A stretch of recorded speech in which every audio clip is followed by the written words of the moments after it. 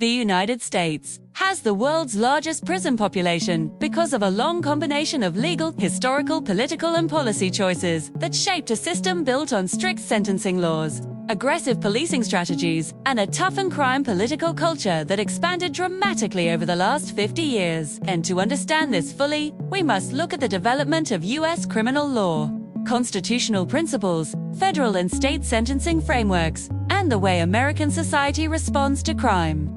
Under U.S. law, both the federal government and the 50 individual states have the authority to create their own criminal codes, which means the United States operates one of the most complex, multi-layered justice systems in the world, and in many states, criminal statutes impose long mandatory sentences for even non-violent offenses.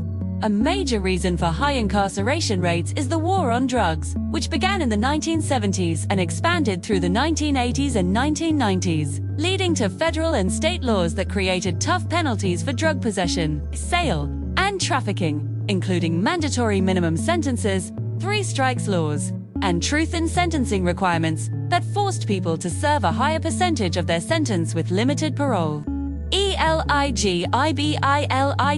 U.S. Supreme Court decisions also play a role because the court has upheld the constitutionality of long mandatory sentences, including life sentences for repeat offenders, under the Eighth Amendment, as long as they are not considered grossly disproportionate, which gives lawmakers wide freedom to create extremely strict penalties. As a result, the United States incarcerates people for longer periods on average than almost any other country.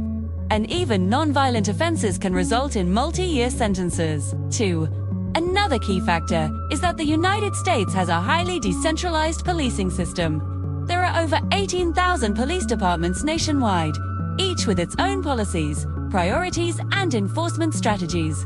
In many jurisdictions, policing practices focus on proactive enforcements, topping people for minor offenses, making arrests for behaviors other countries might treat with warnings, community sanctions, or fines, which increases the number of people entering the criminal justice pipeline. U.S. law also criminalizes a wider range of conduct compared to other countries, with thousands of federal crimes and thousands more state-level offenses. This vast criminal code leads to more arrests and prosecutions. Another structural issue is the bail system. Under the Eighth Amendment, bail cannot be excessive, but the U.S. Constitution does not guarantee affordable bail. So millions of people have been held pre-trial simply because they cannot pay, contributing to a large jail population even before guilt has been determined. Furthermore, plea bargaining dominates U.S. criminal justice.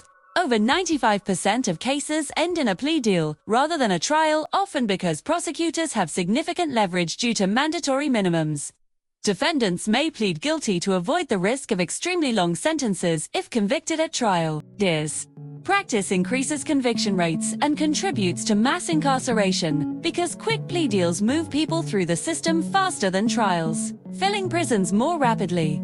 Political decisions also shaped the system. For decades, politicians passed tough-on-crime legislation to appear strong on public safety, and many of these laws remain in place today. States enacted three-strikes laws, truth in sentencing statutes, requiring offenders to serve 85% or more of their sentence, and harsh penalties for drug offenses, weapons charges, and repeat crimes. All of this means that people stay in prison longer than in other nations. Another factor is the scale of law enforcement funding. The United States invests billions in policing, prosecution, and corrections, creating a massive system that processes millions of cases each year. Federal grants have historically rewarded states and local police departments for high arrest numbers, especially during the war on drugs, incentivizing aggressive enforcement. Racial disparities also play a significant role. U.S. studies consistently show that Black and Latino communities face higher levels of policing, higher arrest rates, and harsher sentences, which increases overall incarceration numbers. Although these disparities violate equal protection ideals under the 14th Amendment, the Supreme Court has ruled that disparities alone are not enough to overturn a conviction unless intentional discrimination can be proven, which is extremely difficult to demonstrate. Another major reason America has such a large prison population is the privatization and economic structure surrounding the prison industry. While most inmates are in public prisons, private prisons and prison-related industries still influence policy debates, and states sometimes sign contracts guaranteeing high occupancy rates, which creates pressure to maintain large prison populations. Parole and probation policies also contribute. Despite being alternatives to prison, technical violations, such as missing appointments, failing drug tests, or breaking curfew can send people back to prison, even without committing a new crime. These returns account for hundreds of thousands of incarcerations annually. Additionally, the United States lacks a strong national social safety net, meaning issues like addiction, homelessness, and mental illness often result in criminal charges rather than treatment or rehabilitation. Many people enter the system not because they are dangerous, but because their underlying problems are criminalized. Meanwhile, other countries use community programs, mental health treatment, addiction recovery centers, short sentences, and restorative justice practices that keep people out of prison. In contrast, U.S. law often uses incarceration as the first or primary response to crime. Another structural challenge is that Congress and state legislatures have been slow to reform sentencing laws. While some reforms have passed, such as the First Step Act at the federal level, the overall sentencing framework in many states remains harsh.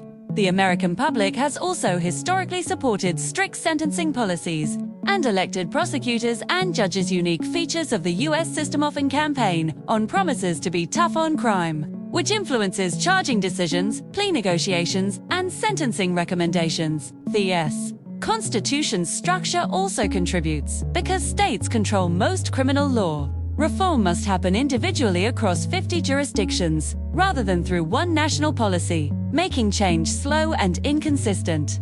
Even when reforms begin in one state, other states may maintain older punitive laws.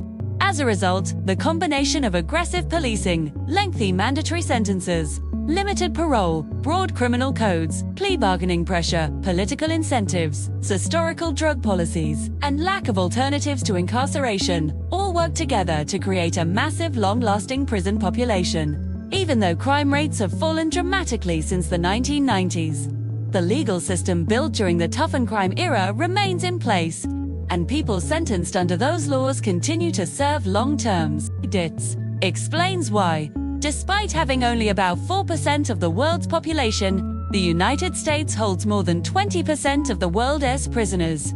It is the outcome of decades of legal choices, constitutional rulings, political priorities, and sentencing structures that emphasize punishment over rehabilitation, making the U.S. criminal justice system one of the most incarceration-heavy systems on Earth.